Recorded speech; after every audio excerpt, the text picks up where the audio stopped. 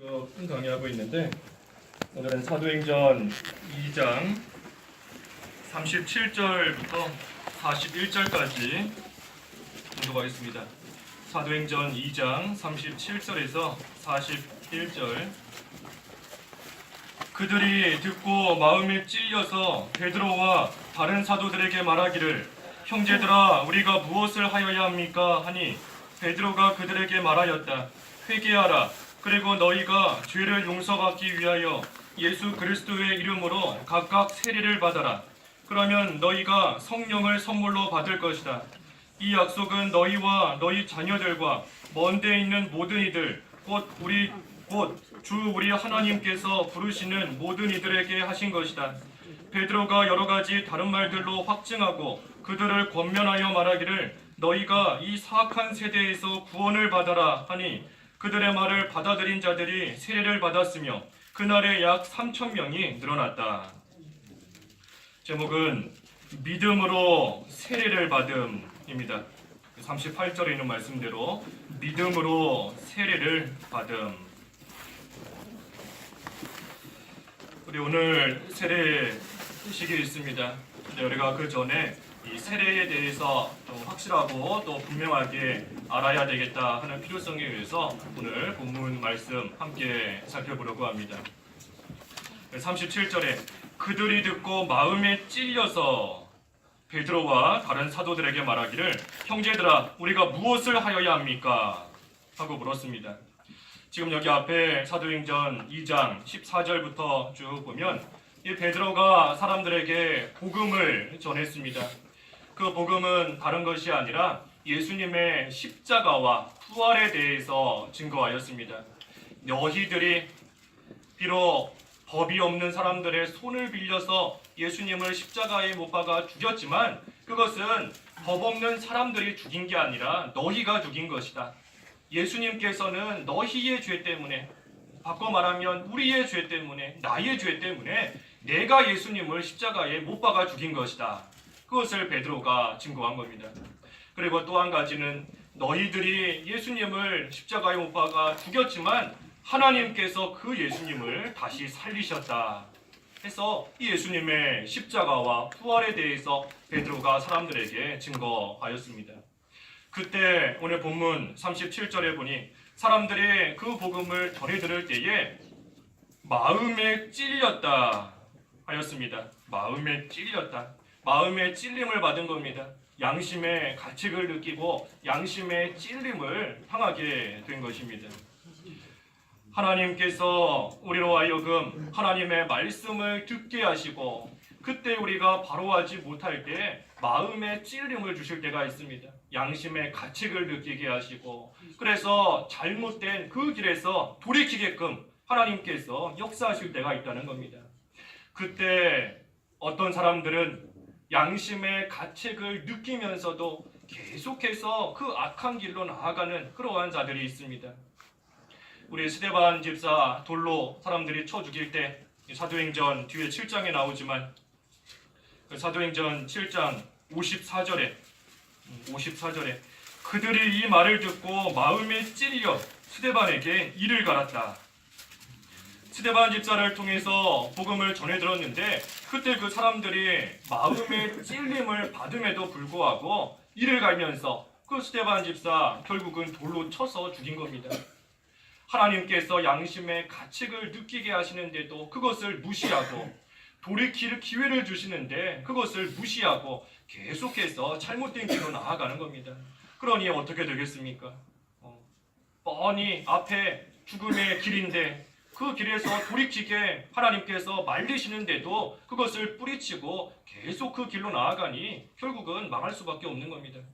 하지만 오늘 본문에 나오는 이 사람들, 베드로를 통해 복음을 전해들은 이 사람들은 마음의 찔림을 받을 때 베드로에게 물은 겁니다.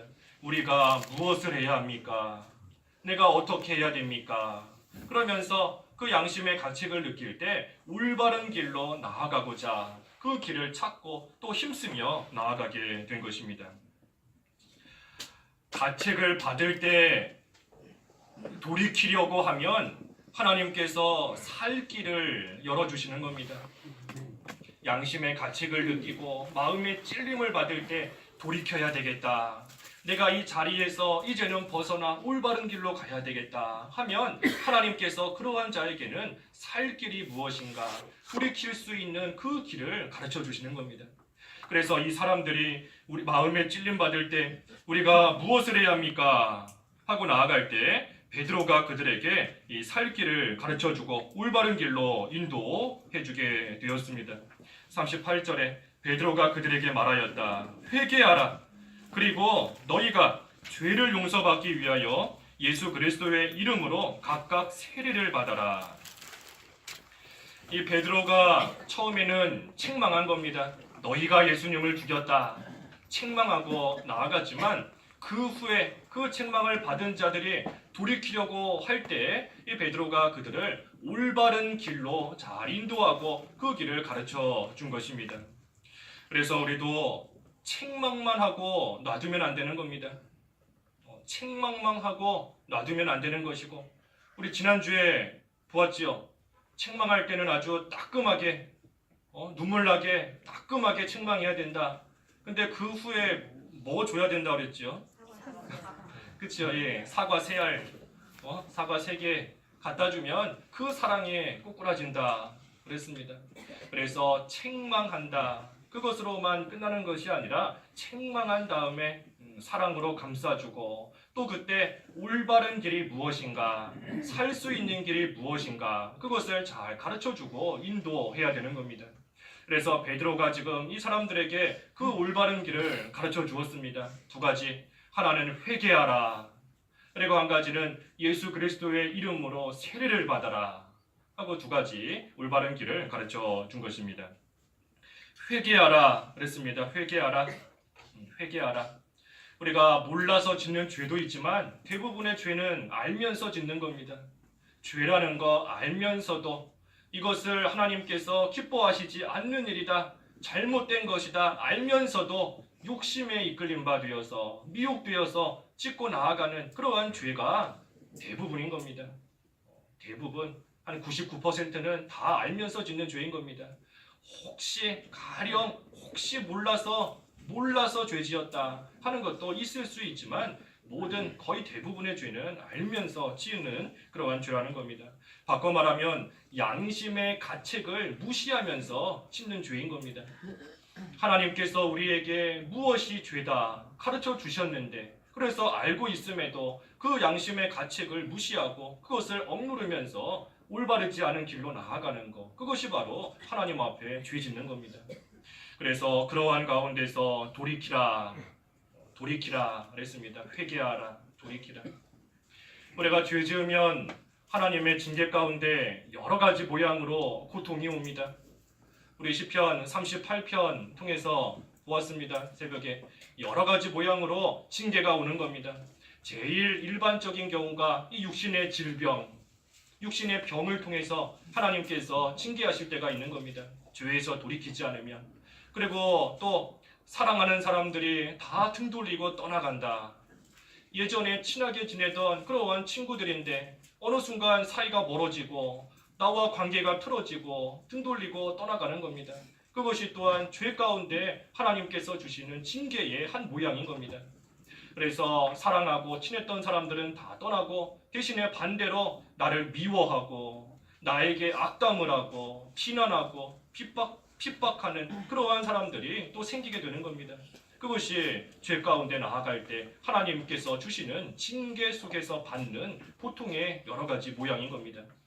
그러한 징계 고통 속에서 우리가 소원을 가지고 기도해야 된다.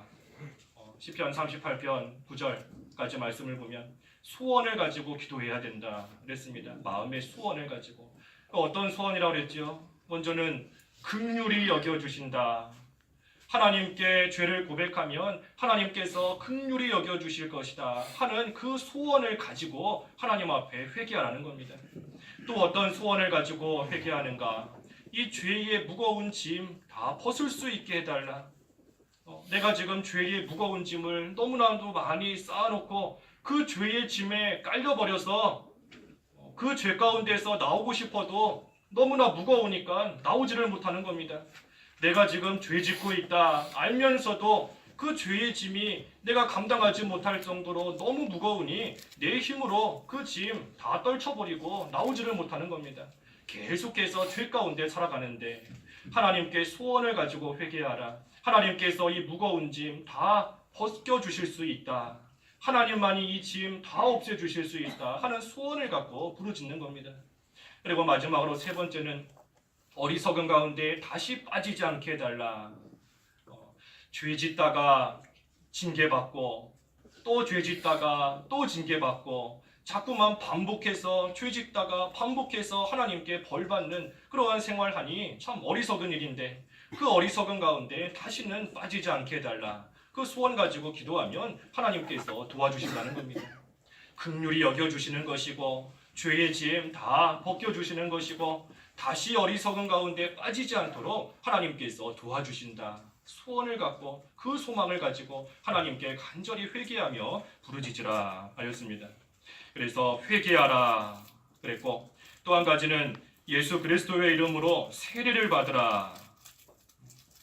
여기 38절에 보면 너희가 죄를 용서받기 위하여 예수 그리스도의 이름으로 각각 세례를 받아라.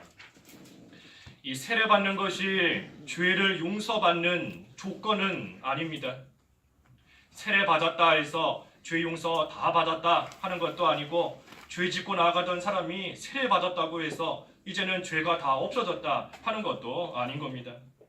이 세례는 믿는 자, 예수님을 믿습니다 하고 고백하는 자에게 행하는 예식이 이 세례인 겁니다. 믿지 않으면 세례 받을 수 없는 겁니다. 우리 뒤에 쭉 나오겠지만 이 사도행전 8장 13절에도 시몬 자신도 믿고 세례를 받았으며 믿고 세례를 받았다.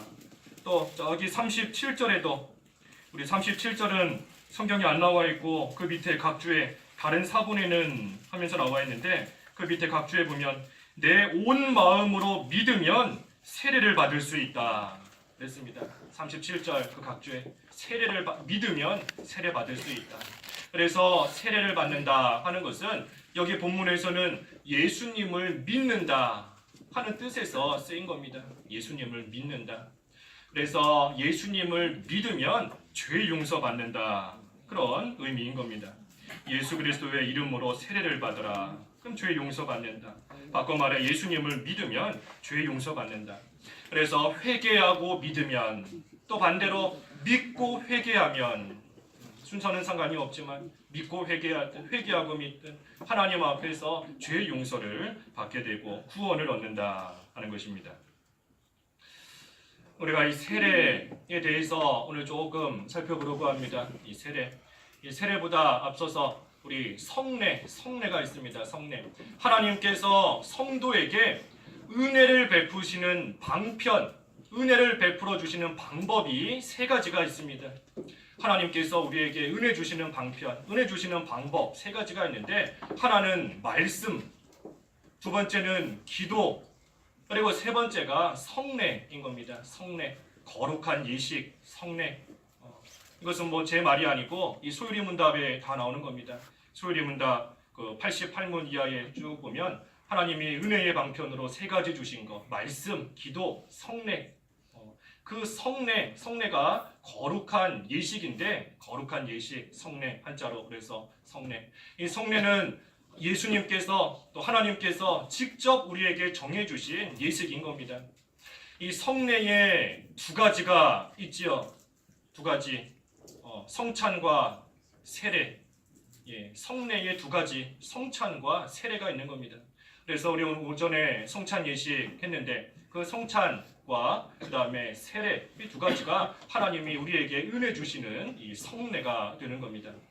성례가 은혜가 된다 하는 것은 그 성례 예식 자체에서 무슨 은혜가 된다 그런 것이 아니고 성례에 믿음으로 참여할 때 예수 그리스도께서 복을 주시고 또 믿음으로 참여할 때 성령 하나님과 영적으로 교통하기 때문에 그 시간이 은혜가 되는 겁니다. 그래서 성찬과 세례가 있습니다. 성찬, 성찬은 이 거룩한, 말 그대로 하면 식사지요, 식사. 음식을 나누는 거. 그래서 우리 빵과 포도즙을 나누는 겁니다. 성찬, 빵과 포도즙. 그래서 빵은 예수님의 뭐죠? 그렇죠? 몸, 몸을 가리키는 것이고, 포도즙은 예수님의 피를 가리키는 겁니다. 빵과 포도즙 또는 떡과 포도즙, 이것이 예수님의 몸과 피를 상징하는 겁니다. 상징하는 것. 그것으로 변하는 것이 아닙니다. 우리 천주교에서는 이 성찬할 때 그 빵과 포도즙이 예수님의 몸과 피로 실제로 변한다. 그렇게 믿고 있는 겁니다. 그렇기 때문에 혹시 TV를 통해서 천주교에서 성찬 예식 하는 거 보셨는지 모르겠지만, 우리는 성찬 예식 할 때 어떻게 하죠? 이렇게 성찬 위원분들이 빵 들고 다니면 하나씩 집어서 자기가 스스로 먹지요. 포도즙도 그렇고. 근데 천주교에서는 그렇게 할 수 없는 겁니다. 이 빵이 실제로 예수님의 몸으로 변한다 하고 믿기 때문에 성도가 함부로 손으로 그것을 집을 수 없는 겁니다. 그래서 성도들은 그저 이렇게 입만 벌리고 있고, 그 다음에 그 신부가 그 빵을 하나씩 입에다가 넣어주는 겁니다. 그러다가 그게 바닥에 떨어지면 난리 나는 거죠. 큰일 나는 겁니다. 그래서 실제로 변한다. 포도즙도 실제로 예수님의 피로 변한다. 그래서 일반 성도들은 그 포도즙은 또 마실 수도 없습니다. 마실 수도 없고 사제들만 포도즙을 마시고 하는데, 우리와 성찬의 의미가 완전히 다른 겁니다. 그래서 우리는 실제로 변하는 것이 아니고 상징하는 것이다. 상징하는 것. 그래서 떡 또는 빵은 예수님의 몸을 상징하는 것이고, 또 포도즙은 예수님의 피를 상징하는 것이다. 그래서 우리 오늘 아침에도 보셨겠지만 성찬 예식 하기 전에 이렇게 뭘로 감싸주지요? 그 흰색 천으로. 왜 감쌀까요? 왜 감쌀까요? 우리 그 시체를 감싸는 것과 똑같은 의미인 겁니다. 우리 사람 죽으면 이렇게 천으로, 흰색 천으로 딱 가려놓지 않습니까? 그래서 이 밑에 있는 빵과 포도즙이 예수님의 몸과 피, 나를 위해서 찢기신 그 몸, 흘리신 피, 그것을 상징한다 하는 그러한 의미로서 이 흰색 천으로 딱 감싸놓는 겁니다. 그래서 성찬은 상징하는 것이다. 상징이지만 우리가 믿음으로 참여하면 하나님께서 그 가운데서 우리와 영적으로 교통하시기 때문에 그 성찬에 참여하는 자는 하나님의 은혜를 받게 되는 겁니다. 그래서 성례의 한 가지가 성찬이고 또 한 가지는 세례다 그랬습니다. 세례. 이 세례도 두 가지가 있죠. 두 가지. 불세례 그리고 또 한 가지 물세례가 있는 겁니다. 물세례는 이제 우리 조금 있다가 행할 이 물로써 머리에다가 얹어서 하는 그 세례를 가리킵니다. 물로 하는 세례. 불세례는 뭐지요? 무슨 불로 하는 건가요? 사람 머리를 불로 해서? 그게 아니죠. 불세례는 우리가 예수님을 믿을 때, 예수님을 믿는 그 순간에 성령으로 말미암아 그 예수님을 영접하는 것이 불세례인 겁니다.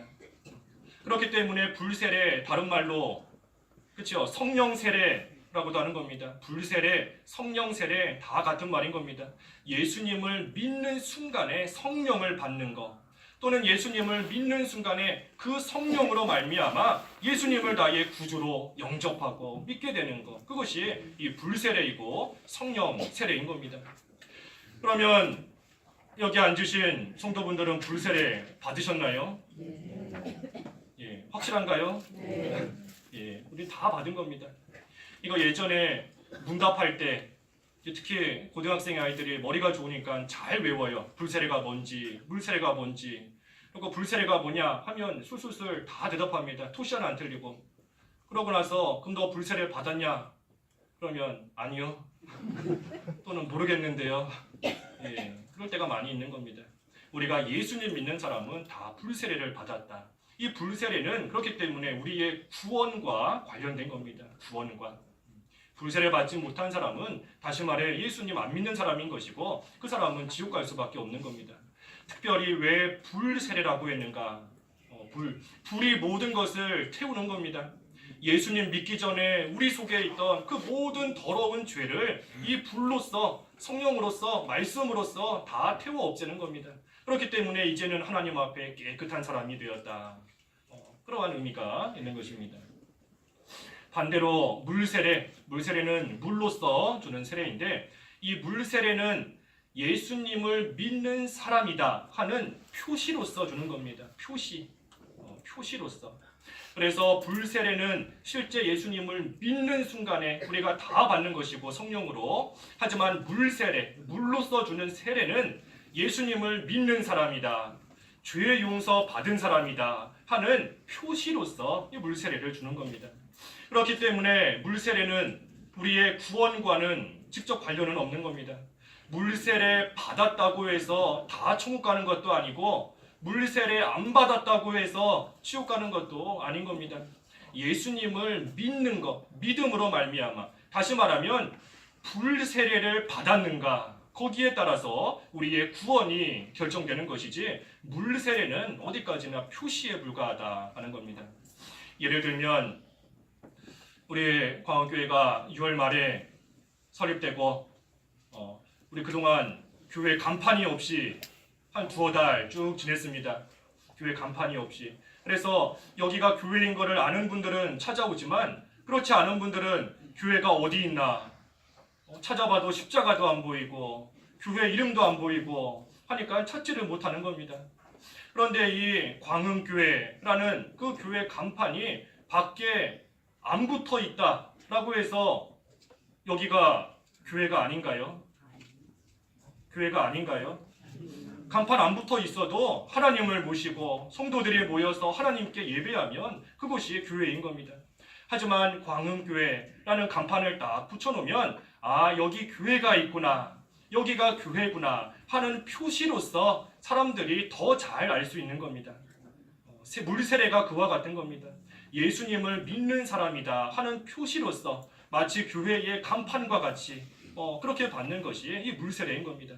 반대로 우리가 다 같이 기도하시지만 이곳에 있다가 나중에 하나님의 은혜의 때가 돼서 어디 교회를 딴 데로 이사 갔다. 그래서 교회가 텅 비었어요. 근데 미처 간판은 못 돼갔습니다.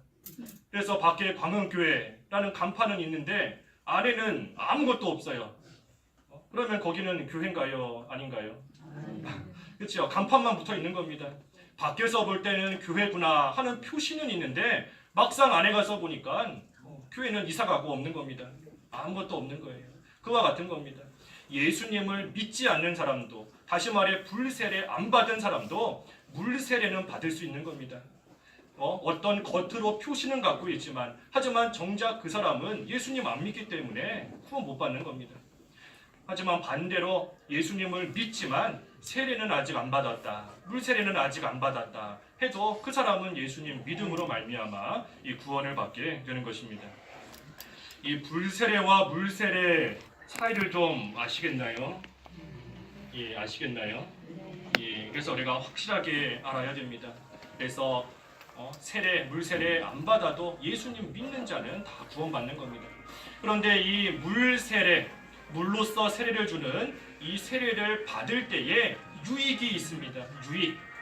안 받는 것보다는 그래서 받는 것이 유익이 되는 겁니다. 무슨 유익이 있는가? 그것은 믿는 자이다 하는 표시를 가지고 있으니 믿는 자로서의 합당한 생활을 하게 되는 겁니다. 예수님을 믿는 사람이다 하는 표시를 딱 가지고 있으니 그 사람은 내가 믿는 사람으로서 올바르게 살아야 되겠다, 신자로서 합당하게 살아야 되겠다, 점점 더 힘쓰고 나아가게 되는 그러한 유익이 있게 되는 겁니다. 예를 들어서 아까 우리 교회 간판 생기기 전에 누가 창밖에다가 쓰레기를 집어 던졌다. 실제 그런 분은 없었지만 아무튼 누가 쓰레기를 던졌다 하면 지나가는 사람이 그 딱 볼 때에 그냥 저 나쁜 사람이구나 하고 그냥 가는 겁니다. 하지만 교회 간판이 딱 붙어 있는데, 광흥교회라는 표시가 되어 있는데 창문 열고 밖에다가 막 쓰레기를 집어 던진다 하면 그것은 크게 욕먹고 비난당할 수밖에 없는 그러한 일이 되는 겁니다.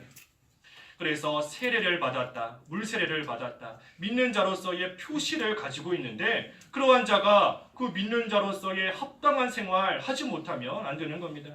그래서 내가 이제는 신자구나, 예수님을 믿는 사람으로서 죄 용서받은 그러한 자이구나, 그 표시를 갖고 있으니 그에 걸맞게 합당한 삶이 되도록 더 힘쓰고 노력하게 되는 것입니다.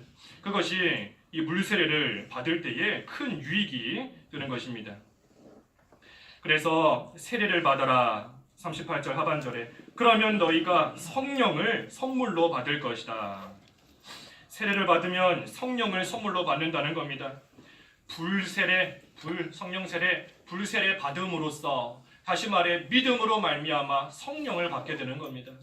또 물세례, 물로서 세례를 받음으로 인해서 이제는 믿는 자로 성령의 인도하심을 더 잘 따라가게 되는 겁니다. 그래서 성령의 위로를 받고 성령의 또 감동을 받고 그 성령의 인도를 잘 따라가는 그러한 생활이 되게 된다.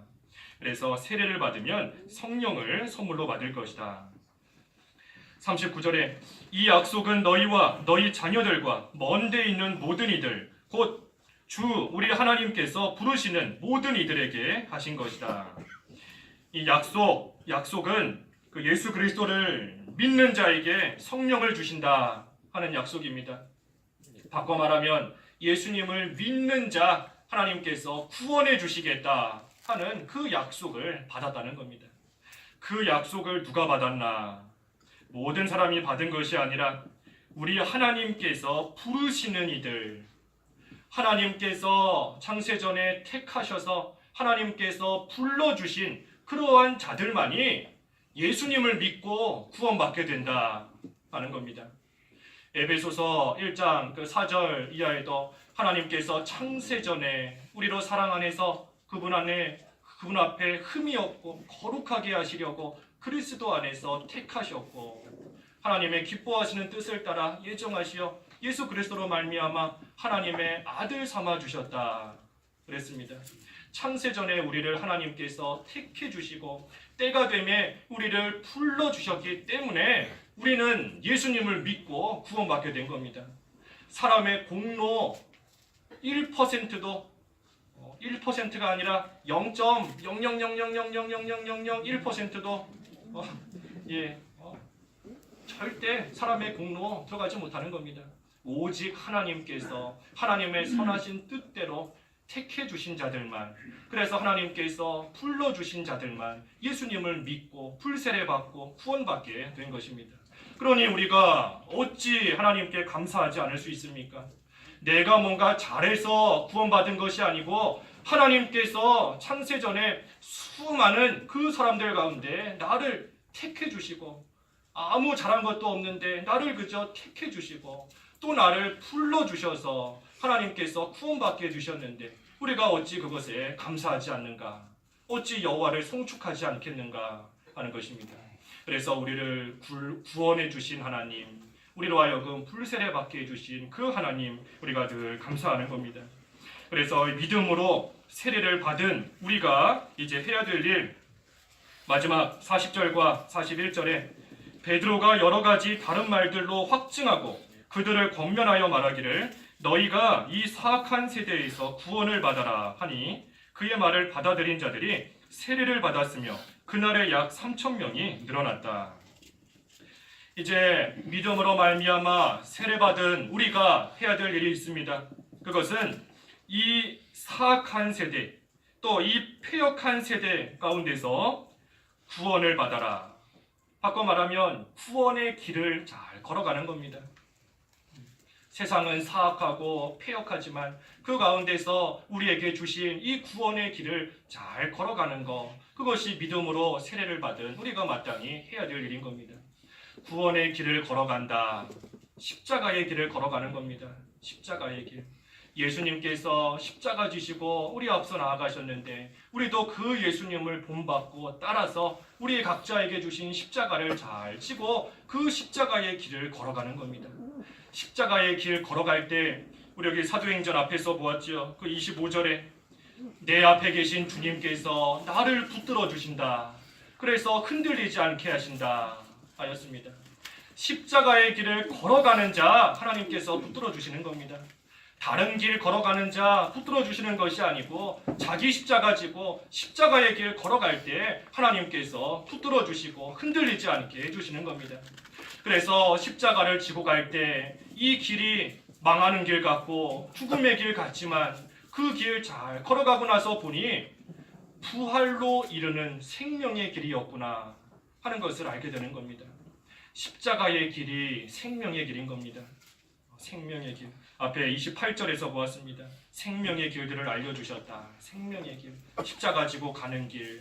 그때 그 길이 생명이 사는 길이고 그때 하나님께서 내가 지고 가는 십자가 비록 무거울 때가 있지만 나와 함께 하시고 내 앞에서 또 내 오른쪽에서 그 십자가 지고 가는 나를 꽉 붙들어 주심으로 인해 나는 흔들리지 아니하고 그 생명의 길 끝까지 걸어갈 수 있는 겁니다. 생명의 길 걸어가면서 뭐 하는가? 예수님의 증인의 삶을 사는 겁니다. 증인의 삶. 우리 앞에서 이것도 보았죠. 32절에 우리 모두가 증인들이다. 증인들이다. 32절에.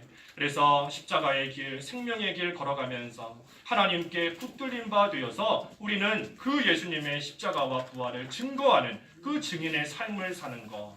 그것이 믿음으로 세례를 받은 우리가 해야 될 일인 것입니다. 그래서 우리가 오늘 믿음으로 세례를 받으라. 믿음으로 세례를 받으라. 우리에게 주신 믿음으로 말미암아 우리가 다 불세례를 받았습니다. 또 이 가운데 이미 물세례 받은 분도 있고 이제 받을 분도 있고 아직 받지 않은 그러한 분도 있지만 이 물세례는 표시이다. 표시. 중요한 것은 불세례다 그랬습니다. 그래서 믿음으로 세례받은 우리가 이제는 우리에게 주어진 길, 생명의 길, 십자가의 길을 잘 걸어가면서 예수님의 십자가와 부활을 증거하는 그 증인의 삶을 사는 것, 그것이 우리를 구원해 주신 하나님의 은혜에 보답하는 삶이 되는 것입니다. 기도하겠습니다. 하나님 아버지, 사람들이 베드로를 통하여 복음을 들었을 때 그 양심에 찔림을 받았고 그때 베드로를 통하여 살 수 있는 길이 무엇인가 하는 것을 또한 듣게 되었습니다. 회개하라 하셨고 예수 그리스도의 이름으로 세례를 받으라. 그러면 너희가 성령을 선물로 받을 것이다 하였습니다. 하나님 저희들에게 귀한 믿음을 선물로 주셔서 불세례 받고 예수님 믿음으로 말미암아 구원받게 해주신 것을 참으로 감사합니다. 믿는 자로서의 표시를 또한 저희가 다 가지고 있사오니 이제는 그에 걸맞는 삶이 되어서 우리에게 주신 생명의 길 잘 걸어갈 수 있도록 인도해 주시옵소서. 십자가의 길을 가는 것이 힘들고 어려울지라도 예수님께서 우리와 함께 하시며 붙들어 주신다 하셨사오니 흔들림 없이 그 길을 잘 걸어가면서 예수님을 증거하는 증인의 생활 잘 감당할 수 있는 저희들 되도록 인도해 주시옵소서. 아멘. 예수님의 이름으로 기도하옵나이다. 아멘. 찬송가 200장 부르겠습니다. 우리